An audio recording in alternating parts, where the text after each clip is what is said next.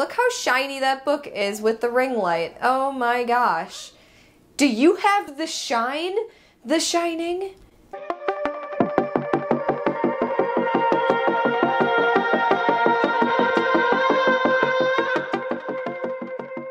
Hey everyone, it's Holly, and today we're going to be talking about The Shining by Stephen King. This is an adult psychological horror novel, and this is the first Stephen King book that I have read and completed, so I'm really happy that I finally got to experience one of his books and see what the hype is all about. I gave this one 4 out of 5 stars, and this one is about a broken little family, Jack, Wendy, and Danny Torrance. Now, life has not come easy for this family. Jack Torrance has lost his job after he kind of threw a little bit of a temper tantrum, and now he's going to be taking care of a hotel in Colorado throughout the entire off months because the winters are so nasty. So they are going to be staying there during this time, being completely isolated during the snowstorm, and slowly but surely they start to kind of go crazy from the isolation. Maybe there's some supernatural elements thrown in there as well. And then of course Danny Torrance, who is only 5 years old, has some certain abilities, and he is just the most purest soul. I love him so much. It's basically just a very good slow burn haunted house kind of story, but so much more than that. The psychological elements of this one were absolutely incredible. This one had me questioning my own sanity, because even though I knew that Jack Torrance was a bad person, I was so empathetic with his character, and I understood why he was the way that he was, and it made me so pained, and I felt like he had the best intentions at times, and I feel like his character was even likable sometimes, and you ended up loving the relationship between him and Danny, but then all of a sudden you'd read something and be like, but wait, no, I shouldn't be liking this relationship because he's bad. Jack is bad. I'm the kind of person who thinks I can fix people, and for whatever reason, I think that Jack Torrance is fixable. Am I the only one who got that out of this book? I think that's what Stephen King was going for, is that he really wanted you to empathize with his character, and he wanted you to really root for this family. You want the best for them. You just want them to be happy, you want them to sort things out, and you do get little bits and pieces of happy moments, and you just feel so happy even though you know it's going to be ripped away, and it was just so good. You really got a good backstory, mostly on Jack, but for all of them you really got to see their inner thoughts, and there was just so much depth to their characters that made them feel so real. And in general, I just feel like the storytelling was incredible. Yes, it's extremely slow, and I feel like there's just so many words used to describe little amounts of things. However, I feel like I loved it, and I can't imagine it any other way. However, this year I've definitely realized that I love a slow burn horror novel. I really like to build those pieces up with little sprinkles of creepy, which is exactly what this had in there. It always kept me interested, even at the moments that did fall a little bit over descriptive, but nonetheless I was powering through this book fairly quickly when I actually picked it up, because I was in a reading slump for this one, not because of it, but just because life. But I also loved the overall atmosphere of this old hotel. You have the snowstorm. I read this while there was a blizzard here in Wisconsin, so I cannot imagine a better time that I could have picked this book up. And there's just something special about a creepy, wintry story. I don't know what it is. I think it's because like you can't escape in the winter. It is literally just too unsafe to go anywhere in the winter, and that's what makes this book so terrifying, is having that feeling of what if that was you isolated in this hotel, no help, and the people around you, the people that you love, are going insane, and you don't even feel safe from your own family members, and you don't really know what's going on, and it's just so incredible. I really had fun reading this. Another thing that I can really appreciate is that I got 2 nightmares from reading this book, and not the kind of nightmares that actually scared me, but they were like horror movie nightmares. I woke up and my first thought was that it was actually kind of cool. It was basically a horror movie in my mind while I was sleeping.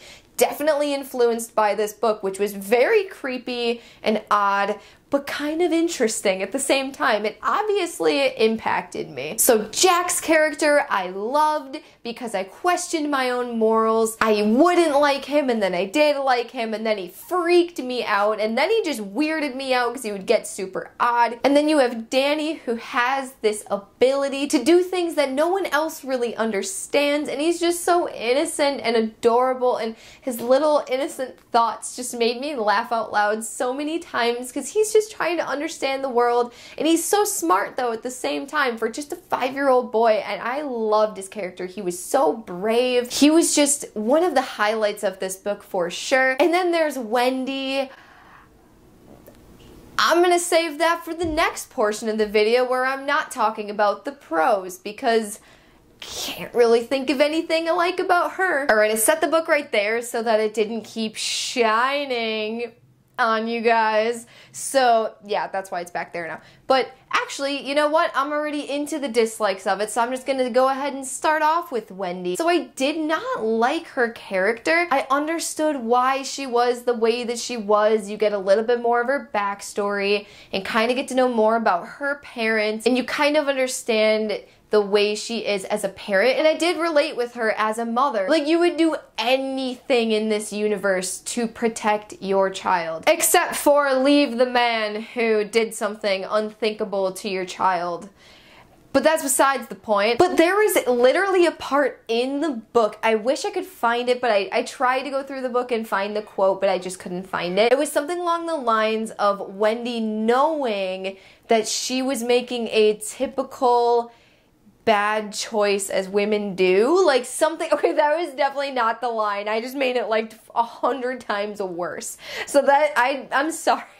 That was like the exaggerated version of it, but like in the context of it was basically that like she's a woman, so she made a bad decision and she knew that she was doing something stupid and she did it anyways, and I was honestly so mad at the things she was doing. But either way, I just didn't like her character. There was only about one scene in this book where I was like, yes, you go Wendy, you got this, finally. And then all of a sudden she kind of like regressed, made bad decisions, and was kind of just crying her way through everything. Another thing that I wasn't really a fan of was certain points in the writing. It was a snowball, basically. It would take one idea and just tumble it into an entire 5 paragraphs of just descriptive, random things that I don't think added to the story. And maybe this is an unfair opinion of mine, just because who's to say that these paragraphs of useless information are actually useless